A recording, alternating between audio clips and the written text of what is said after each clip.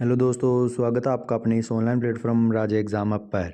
आज हम इस क्लास में कक्षा 9 राजस्थान अध्ययन की पुस्तक में से 1857 की क्रांति के महत्वपूर्ण वन लाइनर क्वेश्चनों के बारे में चर्चा करेंगे। तो आइए क्लास को शुरू करते हैं। क्वेश्चन नंबर 1 देखिए। औरंगजेब के बाद राजस्थान में अराजकता फैलाने का कार्य किसने किया? तो औरंगजेब के बाद राजस्थान में अराजकता फैलाने का कार्य किसने किया? तो मराठों ने किया था। आगे, मराठों ने पहली बार राजस्थान के किस क्षेत्र में धन इकट्ठा किया? तो मराठों ने पहली बार राजस्थान के किस क्षेत्र में धन इकट्ठा किया? तो मंदसौर के निकट मेवाड़ी क्षेत्र में। कब? 1711 ईस्वी में। सर्वप्रथम राजस्थान में मराठों का आंतरिक हस्तक्षेप किसके काल में हुआ था? तो सर्वप्रथम राजस्थान में मराठों का आंतरिक हस्तक्षेप बूंदी के बुद्ध सिंह द्वारा दलेल सिंह को पदच्युत किया गया था 1734 ईस्वी में। तब मराठों का आंतरिक हस्तक्षेप हुआ था। ये क्वेश्चन अभी विगत परीक्षा में पूछा गया है, तो महत्वपूर्ण प्रश्न है। ये क्वेश्चन बहुत महत्वपूर्ण है, तो इसको याद रखना कि मराठों ने सर्वप्रथम हस्तक्षेप किया था, तो बूंदी के बुद्ध सिंह द्वारा दलेर सिंह को पदच्युत किया गया था 1734 ईस्वी में। उस वक्त मराठों ने आंतरिक हस्तक्षेप किया था। अगला, किसके खिलाफ मराठों ने राजस्थान के शासकों को हिंदू धर्म के नाम पर एक करने का प्रयास किया था? तो नादिर शाह। उत्तर इसका नादिर शाह। किस काल में राजस्थान में मराठों का प्रभुत्व स्थापित हो गया? तो किसके काल में मराठों का प्रभुत्व स्थापित हो गया था? तो राजस्थान में मराठों का प्रभुत्व स्थापित हुआ था 1761 से 1791 के मध्य। तो कब हुआ था? 1761 से 1791 के मध्य मराठों का प्रभुत्व राजस्थान में स्थापित हो गया था। मराठों के विरुद्ध राजस्थान के सभी शासक पहली बार किस स्थान पर एकत्रित हुए थे? तो मराठों के विरुद्ध राजस्थान के सभी शासक है ना, जो पहली बार 17 जुलाई 1734। कब? 17 जुलाई 1734 ईस्वी को हुरडा कहाँ है? भीलवाड़ा में। यहाँ पर पहली बार इस स्थान पर एकत्रित हुए थे। कहाँ पर? हुरडा है, भीलवाड़ा के अंदर। अगला, राजपूतों ने पहली बार किस स्थान पर संगठित होकर मराठों को हराया? तो राजपूतों ने पहली बार किस स्थान पर इकट्ठा होकर संगठित होकर मराठों को हराया था? तो तुंगा की लड़ाई। कब हुई थी? 28 जुलाई 1787 को जयपुर नरेश सवाई प्रताप सिंह तथा मराठा सेनापति महादजी सिंधिया के बीच। आमिर खां पिंडारी ने नाथद्वारा पर कब्जा कब किया था? तो आमिर खां पिंडारी ने नाथद्वारा पर कब्जा 1802 ईस्वी में किया था। आगे, राजस्थान में क्रांति के समय कोटा रियासत का शासक कौन था? तो जो 1857 की क्रांति हुई थी राजस्थान में, उस समय कोटा रियासत का शासक कौन था? तो राजस्थान में क्रांति के समय कोटा रियासत का शासक था राम सिंह। कौन था? तो राम सिंह कोटा शासक था क्रांति के समय। राजस्थान में क्रांति के समय जोधपुर रियासत का शासक कौन था? क्रांति के समय जोधपुर का शासक था तखत सिंह। तो याद रखना, कोटा का तो राम सिंह और जोधपुर का शासक तखत सिंह था। और उस समय क्रांति के समय भरतपुर रियासत का शासक, तो भरतपुर शासक था जसवंत सिंह। और राजस्थान में क्रांति के समय उदयपुर का शासक था स्वरूप सिंह। कौन था? तो स्वरूप सिंह। और राजस्थान में क्रांति के समय जयपुर का शासक, तो जयपुर का शासक था राम सिंह द्वितीय। तो कोटा का है तो राम सिंह, लेकिन राम सिंह द्वितीय है तो ये जयपुर का शासक था। लेकिन केवल कोटा का है तो कोटा का सिर्फ राम सिंह और जयपुर का राम सिंह द्वितीय। उसके अलावा राजस्थान में क्रांति के समय सिरोही का रियासत का शासक, तो सिरोही रियासत का शासक था शिव सिंह। और धौलपुर रियासत का भगवंत सिंह। और राजस्थान में क्रांति के समय बीकानेर रियासत का शासक था सरदार सिंह। और क्रांति के समय करौली रियासत का शासक था मदन पाल सिंह। और टोंक रियासत का शासक था नवाज वजीरुद्दौला। याद है ना, राजस्थान क्रांति के समय टोंक रियासत का शासक था नवाज वजीरुद्दौला, है ना। और क्रांति में बूंदी रियासत का शासक था क्रांति के समय, बूंदी रियासत का शासक था राम सिंह। कौन था? राम सिंह। तो याद रखना, कोटा रियासत का शासक तो राम सिंह था।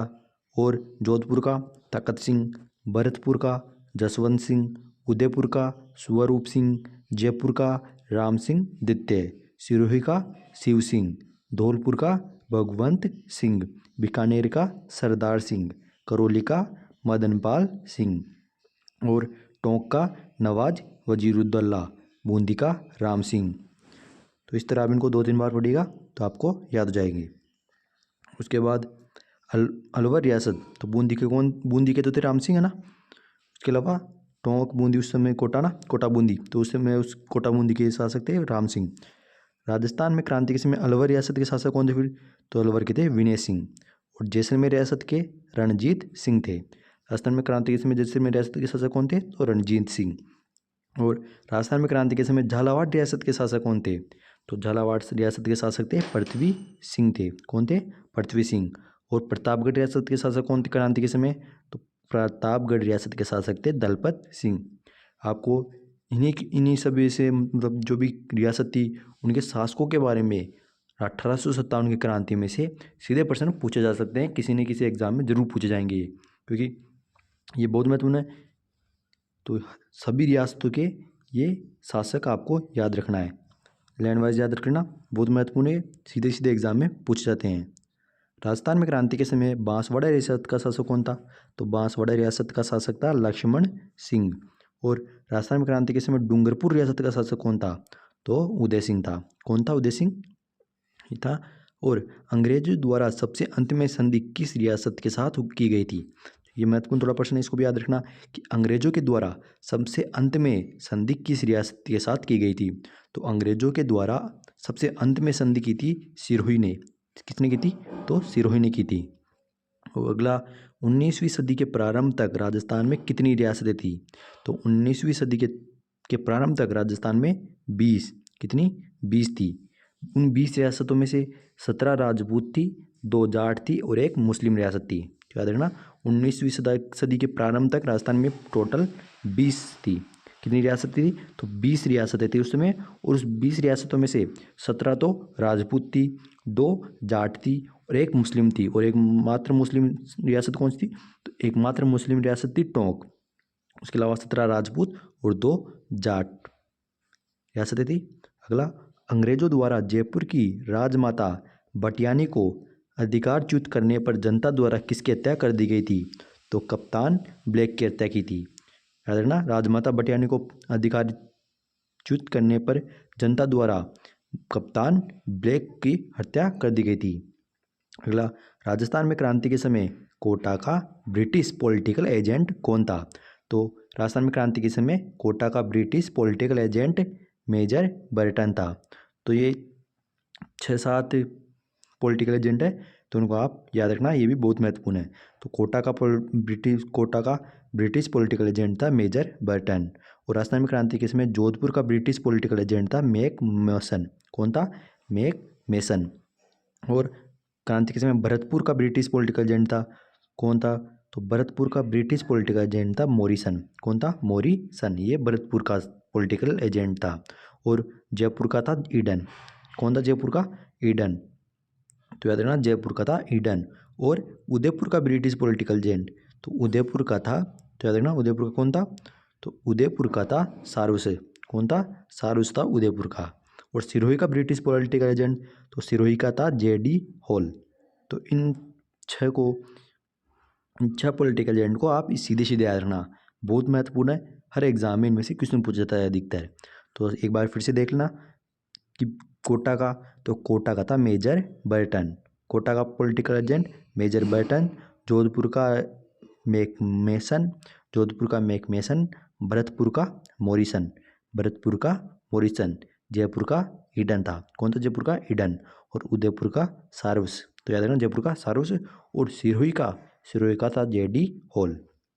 क्रांति के समय राजस्थान में कितनी अंग्रेजी छावनियाँ थी, तो राजस्थान में क्रांति के समय कितनी अंग्रेजी छावनियाँ थी, तो याद रखना राजस्थान में क्रांति के समय राजस्थान में क्रांति कितनी अंग्रेजी छावनियाँ थी, तो उस समय थी 6 छावनियाँ। तो याद रखना क्रांति के समय राजस्थान में 6 छावनियाँ थी। और वो छावनियाँ कौन सी थी, तो वह 6 छावनियाँ थी नसीराबाद, नीमच, देवली, ब्यावर, एरिनपुरा व खेरवाड़ा। याद रखना 6 कौन कौन सी छावनियाँ थी, तो पहली नसीराबाद, नीमच, देवली, ब्यावर, एरिनपुरा व खेरवाड़ा। ये 6 छावनियाँ थी क्रांति के समय राजस्थान में। राजस्थान में स्थित 6 छावनियों में अंग्रेजों की संख्या कितनी थी, तो उन 6 छावनियों में अंग्रेजों की संख्या थी 30। कितनी थी, 30। और ये वाला क्वेश्चन तो पता नहीं कितनी एग्जामों में बार बार पूछा गया है। राजस्थान में क्रांति का सूत्रपात कहाँ से हुआ, राजस्थान में क्रांति की शुरुआत कहाँ से हुई? तो राजस्थान में क्रांति का सूत्रपात या शुरुआत नसीराबाद से हुई थी। याद रखना, बहुत महत्वपूर्ण है, कई एग्जामों में पूछा गया है कि राजस्थान में क्रांति की शुरुआत कहाँ से हुई, सूत्रपात कहाँ से हुआ। तो राजस्थान में क्रांति की शुरुआत नसीराबाद से हुई थी। नसीराबाद में कौन सी सैनिक टुकड़ी के जवानों ने 15वीं व जवान थे? तो नसीराबाद सैनिक टुकड़ी में 15वीं व 30वीं बंगाल नेटिव इन्फेंट्री थी। भारतीय तोपखाने की सैनिक टुकड़ी व पहली बम्बई लार्सन्स थी। अगला, नसीराबाद की किस सैन्य टुकड़ी ने सबसे पहले विद्रोह किया था? तो नसीराबाद की 15वीं बंगाल नेटिव इन्फेंट्री ने। कब, किसने? 15वीं बंगाल नेटिव इन्फेंट्री ने 28 मई को, 28 मई 1857, तो आपको बताने की 1857 की क्रांति में पढ़ रहे हैं, तो 28 मई को नसीराबाद की सैन्य टुकड़ी ने, कौन सी सैनिक टुकड़ी? तो 15वीं बंगाल नेटिव इन्फेंट्री ने सबसे पहले विद्रोह किया था। नसीराबाद छावनी के 4 अंग्रेज अधिकारियों में से किनकी हत्या कर दी गई थी? तो उन 4 अधिकारियों में से मेजर स्पोर्ट्सवुड व कर्नल न्यूबारी। कौन कौन? यहाँ पर 4 अंग्रेजी अधिकारी थे नसीराबाद छावनी में, तो उन 4 अंग्रेज अधिकारियों में से 2 की हत्या की थी। कौन कौन किस किस की थी? तो मेजर स्पोर्टिस वुड व कर्नल न्यू बारी की, इन 2 अंग्रेज अधिकारियों की यहाँ पे हत्या हुई थी। नीमच विद्रोह का किस स्थान पर जनता द्वारा स्वागत किया गया था? तो नीमच विद्रोह का निम्बाहेड़ी स्थान पर, कहाँ पर? निम्बाहेड़ी स्थान पर जनता द्वारा स्वागत किया गया था नीमच विद्रोहियों का। कहाँ पर? निम्बाहेड़ी स्थान पर जनता द्वारा किया गया था ना। किस शासक ने नीमच के विद्रोही सैनिकों के खाने व ठहरने की व्यवस्था की थी? तो शाहपुरा का जो शासक था, कहाँ का था? शाहपुरा का जो शासक था उसने नीमच के विद्रोही सैनिकों के खाने व ठहरने की व्यवस्था की थी। याद रखना, शाहपुरा के शासक ने नीमच के विद्रोही सैनिकों के खाने व ठहरने की व्यवस्था की थी। आहुआ के ठाकुर कुशाल सिंह ने किन क्रांतिकारियों का नेतृत्व किया था? तो आहुआ के ठाकुर कौन थे? आहुआ के ठाकुर, तो आहुआ के ठाकुर कुशाल सिंह ने एरिनपुरा के सैनिकों का, कहाँ के? एरिनपुरा के सैनिकों का नेतृत्व किया था। याद रखना, आहुआ के ठाकुर कुशाल सिंह ने एरिनपुरा के सैनिकों के क्रांतिकारियों का नेतृत्व किया था। ठाकुर कुशाल सिंह के नेतृत्व में जोधपुर की राजकीय सेना को क्रांतिकारियों ने कब हराया था? तो ठाकुर कुशाल सिंह के नेतृत्व में जोधपुर की राजकीय सेना को क्रांतिकारियों ने 8 सितंबर को हराया था। 8 सितंबर 1857 को हराया था। अगला, क्रांतिकारियों व लॉरेंस की सेना के मध्य भीषण संघर्ष कब हुआ? तो क्रांतिकारियों व लॉरेंस की सेना के मध्य भीषण संघर्ष 18 सितंबर को हुआ था। कब हुआ था? 1800 सितंबर को। अगला, मेवाड़ में किसने महाराणा व अंग्रेजों का विरोध किया? महाराणा व अंग्रेजों का विरोध किया था मेवाड़ में रावत केसरी सिंह ने। तो याद रखना, मेवाड़ के रावत केसरी सिंह ने महाराणा व अंग्रेजों का विरोध किया था। कोटा में क्रांति की शुरुआत कब हुई? तो कोटा में क्रांति की शुरुआत 15 अक्टूबर को हुई थी। याद रखना, कोटा में क्रांति की शुरुआत 15 अक्टूबर को हुई थी। मेजर बर्टन ने किन्हें अंग्रेजी हुकूमत के विरोधी मानकर दंड देने की सलाह महाराणा को दी थी? तो मेजर बर्टन ने जयदयाल, रतनलाल और जियालाल, अंग्रेजी हुकूमत के विरोध मानकर दंड देने की सलाह महाराणा को दी थी। तो जयदयाल, रतनलाल और जियालाल, है ना, याद रखना। कोटा महाराव को क्रांतिकारियों की कितनी शर्तों वाली संधि पर हस्ताक्षर करना पड़ा था? तो 9 शर्तों वाली। कितनी? 9 शर्तों वाली। कोटा महाराव को सैनिक सहायता कहाँ से प्राप्त हुई? तो कोटा महाराव थे उनको सैनिक सहायता करौली से प्राप्त हुई थी। तो याद रखना, कोटा महाराव को सैनिक सहायता करौली से प्राप्त हुई थी। कोटा से क्रांतिकारियों को किस अंग्रेज अधिकारी के नेतृत्व में खदेड़ा गया था? तो मेजर एच जी रॉबर्ट्स और कब? 22 मार्च 1858 को। तो याद रखना, कोटा से क्रांतिकारियों को मेजर एच जी रॉबर्ट्स अंग्रेज अधिकारी के नेतृत्व में खदेड़ा गया था 22 मार्च 1858। कोटा के किस क्रांतिकारी नेता को तोप से उड़ा दिया गया? तो कोटा के जयदयाल क्रांतिकारी नेता को तोप से उड़ा दिया गया था। तो याद रखना, जयदयाल को। धौलपुर में क्रांतिकारियों का नेतृत्व किसने किया था? तो धौलपुर में क्रांतिकारियों का नेतृत्व राव रामचंद्र व हीरालाल ने किया था। रामचंद्र व हीरालाल ने किया था। धौलपुर में क्रांतिकारियों को किस बाहरी सेना ने खदेड़ा था? तो धौलपुर में क्रांतिकारियों को पटियाला पटियाला बाहरी सैनिकों ने खदेड़ा था, याद रखना पटियाला। सलूम्बर के किस शासक ने क्रांतिकारियों का भरपूर सहयोग किया? तो सलूम्बर के किस शासक ने क्रांतिकारियों का भरपूर सहयोग किया? तो रावत केसरी सिंह ने। किसने? रावत केसरी सिंह ने क्रांतिकारियों का भरपूर सहयोग किया था। और ये कहाँ के शासक थे? तो ये थे सलूम्बर के।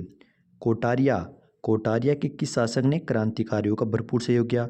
तो कोटारिया के किस शासक ने? तो रावत ज्योति सिंह ने। रावत ज्योति सिंह ने क्रांतिकारियों का भरपूर सहयोग किया था। और रावत ज्योति सिंह ये कोटारिया के शासक थे। ठाकुर कुशाल सिंह की सहायता किसने की? तो ठाकुर कुशाल सिंह की सहायता की थी रावत ज्योति सिंह ने। तो याद रखना ठाकुर कुशाल सिंह की सहायता भी किसने की थी? रावत ज्योति सिंह ने। ईस्ट इंडिया कंपनी के द्वारा भारत का शासन ब्रिटिश ताज क्या ईस्ट इंडिया कंपनी के द्वारा भारत का शासन ब्रिटिश ताज को सौंपने पर किसने अंग्रेजों के सम्मान में भव्य दावत दी? तो उदयपुर के महाराणा ने दी थी। क्रांति की असफलता के बाद स्वदेशी शिक्षा, स्वराज, स्वभाषा आदि के आधार पर जन जागृति किसने फैलाई? तो क्रांति की सफलता के बाद स्वदेशी शिक्षा, स्वराज, स्वभाषा आदि के आधार पर जन जागृति फैलाने के कार्य किया था अर्जुन लाल शेट्टी, केसर सिंह बारट व गोपाल सिंह खरवा। तो याद रखना अर्जुन लाल शेट्टी, केसर सिंह बारट, गोपाल सिंह खरवा, इन्होंने जन जागृति फैलाई थी।